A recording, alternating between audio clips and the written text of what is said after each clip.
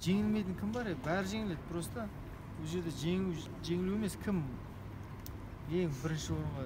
Мұхаммед Али де жеңілді, Майк Тайсон да жеңілді. Иә. Головкин де жеңілді. Спорт ол өмір. Өмірдағы неше түрлі қиыншылықтар бар.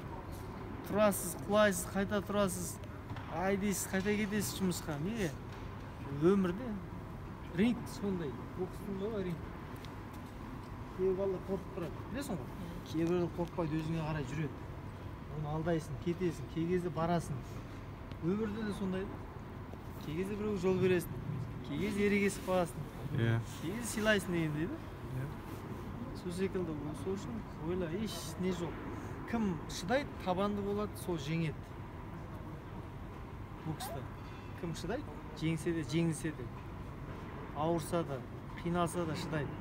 Сол жеңіске жетеді. Өмірде де сондай да.